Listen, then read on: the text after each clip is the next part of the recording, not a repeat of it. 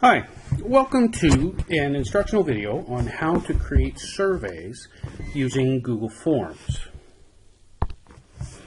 The very first thing you need to do is you need to log into your Google account, type in your Gmail address there, sign in, and select your Google Drive.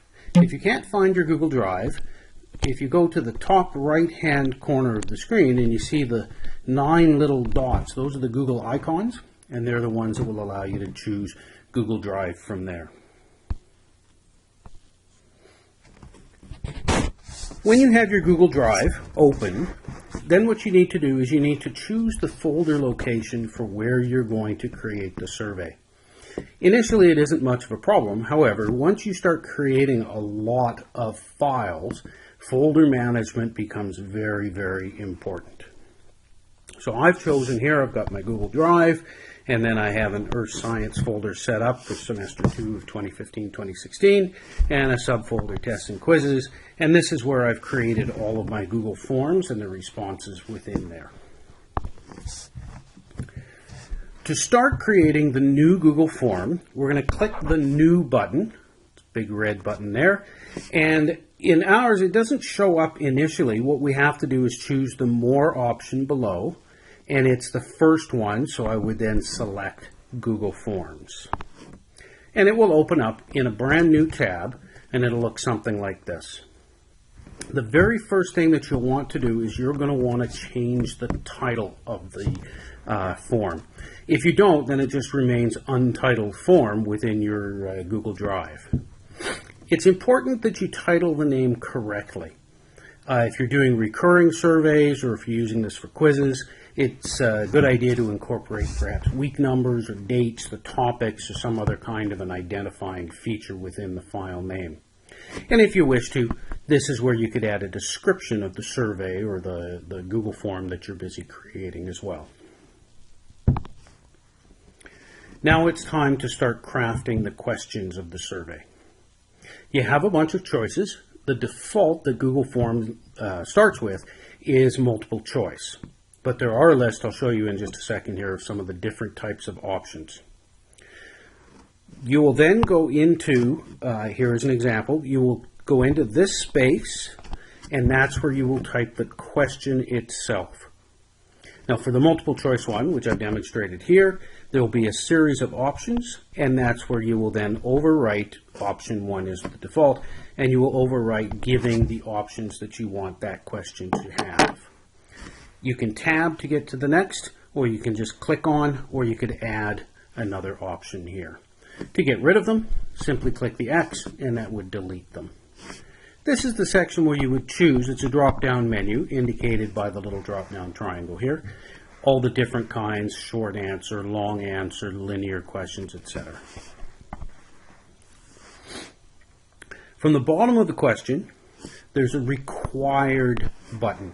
And if you choose that, then when the users are taking the survey, there'll be a little red asterisk, and it indicates that that question must be answered. And it will restrict them from being able to submit the form if they don't answer that question. That's very handy for information like their name or their email, where it's absolutely mandatory that they answer those questions. At the bottom, there's also a couple of other options. Duplicate, shown by an icon like so, and discard, shown by a trash icon. If you're doing very similar styles of questions, or if you're using questions with the same answer set, you can just simply duplicate them and then amend the question text. Very handy. And so to show you there, this is where the icon for duplicate, trash, and required lives within the question itself. These are a little list of what the types of questions are that are available. I took it here from the Google Apps help site. Short answer questions, just a couple of bits of text then that the user would provide the information with. A paragraph style question provides a little bit of a larger space. Multiple choice, obviously. I don't think there's a limit to how many options that you could provide for them. Checkboxes, if you want them to be able to answer more than one choice, then you could do the select all that apply option. Drop down, if you're going to provide them with a list of options that they could choose, they can then just click on the drop down menu and choose the option available for there. Using more of a Likert style scale, there's the linear option. You can then provide text as well to amend what the values would mean for 1 to 5 perhaps.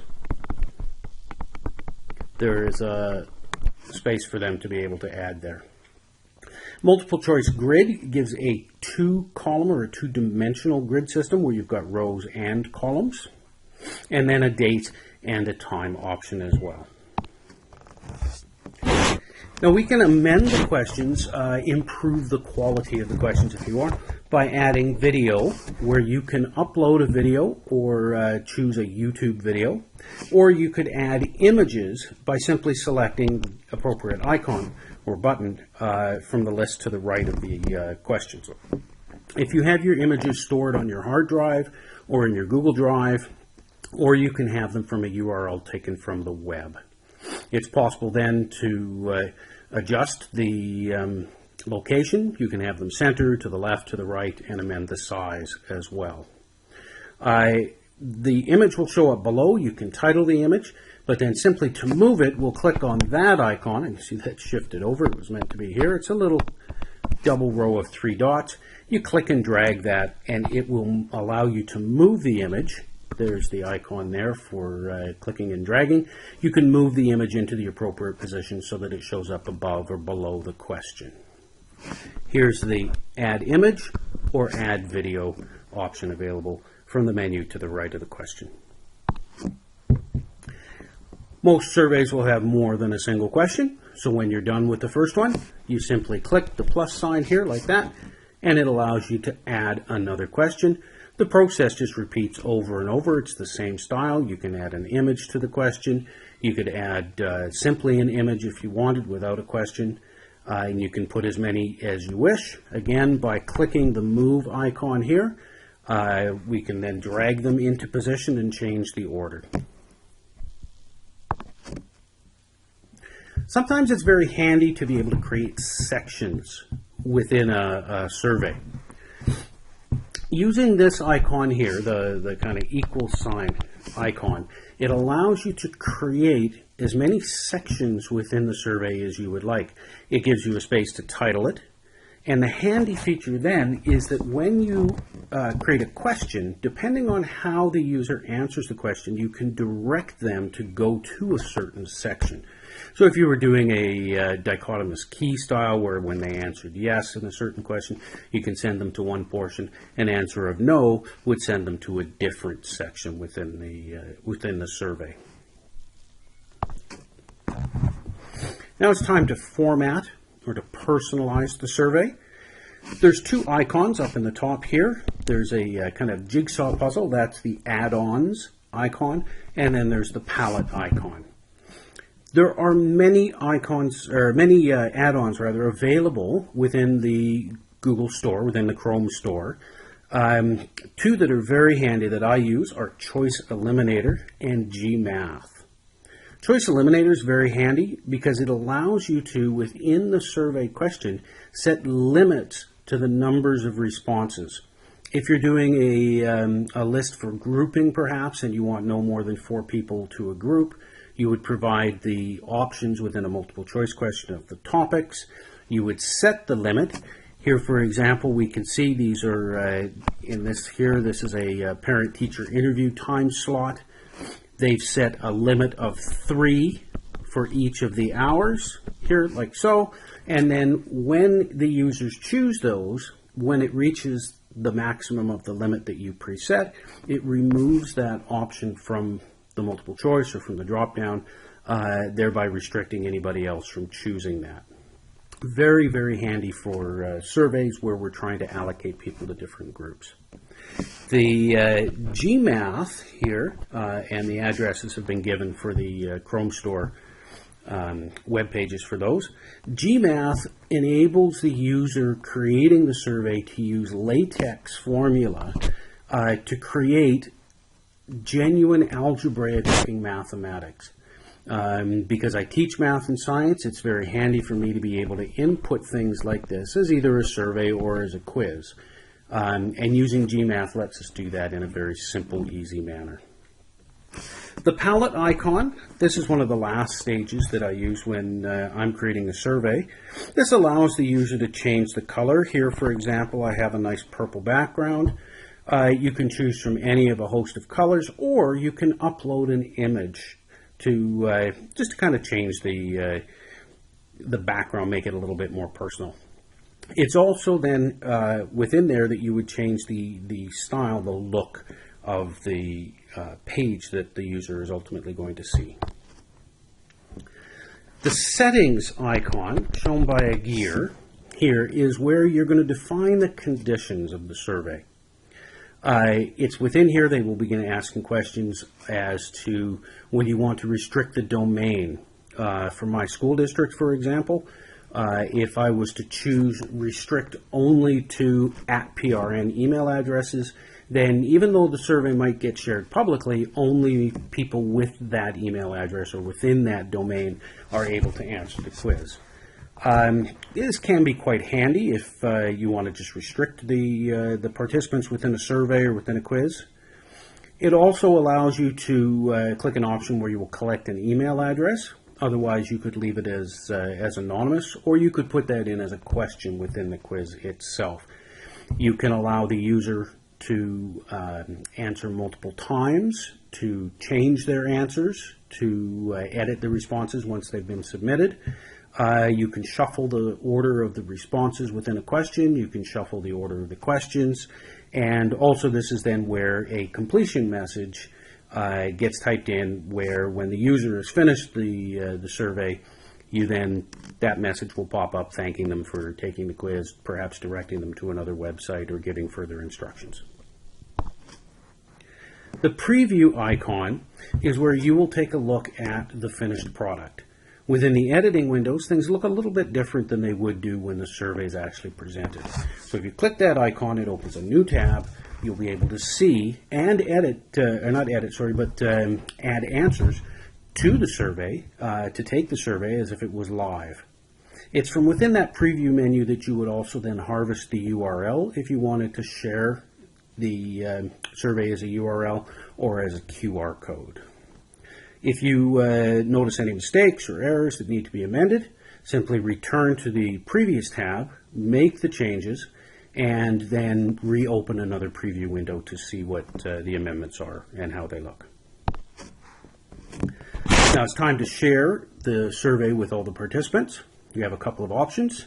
Up in the top portion of the survey window is a send button, and I'll just go back here and show you what it looks like there.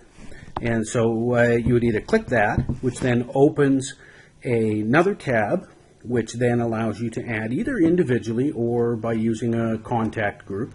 You would add their emails in this location here. You can click this box, which will then include the survey. It will put a copy of the survey right within the email itself. It doesn't require them to follow a link. It just they can fill the survey in directly within the email. This is also where you would add any collaborators. If you were working with a group and you wanted people to have editing permission, you can do that from within this window. Otherwise, you just type the list of emails, click send, and it will show up as an email in their inbox inviting them to, or actually having the survey within the email itself. Another option is to either print or to project, and I like to use a short URL. In this case, I'm using goo.gl. It's the Google URL shortener.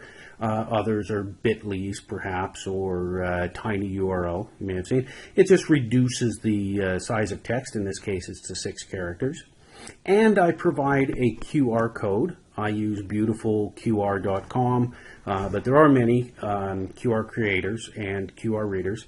And this could be then, like I said, printed, or it could be sent to a projector, which the participants will then be able to either via a smartphone or via laptop simply scan the QR code or type in the short URL and complete the survey from within a browser. the responses of the survey. So people start taking the survey, you'll begin noticing up in the top there's a little count here that will tell you how many responses that you have.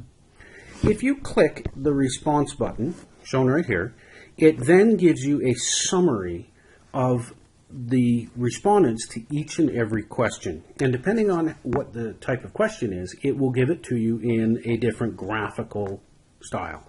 In this case, you can see we've got a response to, do you use Chromebooks in the classroom? And it was multiple choice, and so the response comes out as a pie chart. Hovering over the individual portions of the pie give you a little bit more detail as to exactly how many respondents answered those particular questions in that manner. Another format for a different kind of question would be something along the lines of a bar graph. You will also see for text-based questions a list of all of the responses that were given in text format. Those are very handy. What I find sometimes I'll do with them is take all of the text and copy and paste it into a word cloud creator to help provide a visual of the power of the images, or the number of times different words have been used. This little green icon here, the green Sheets icon, takes you then to the Google Sheet for the responses. If you haven't done it yet, or the first time that you click that icon, it will prompt to create a Google Sheet. And the default is the same name as the actual survey, the form, with the word response amended to it. You can opt to change that title if you wish. You can just simply overtype and it will change that. Or if you have an existing sheet and you want to be able to put multiple survey responses in it, you can choose an existing sheet from within that. And this is an example of what it will look like. The first column here is always the timestamp. That's when the respondent submitted. Sometimes handy if you're using this as a quiz, for example, to kind of keep tabs on cheating. You can see how many times a user might have answered the question, or it gives you an option to see during a survey when the respondents were actually submitting the answers to their questions. Username, I've blanked mine out here, but this is where it will collect the emails, if that's the option that you chose, or if you ask to have that as one of your first questions, then that will show up there. And then you can see here, these are all of the questions that were within my survey and the responses that people chose.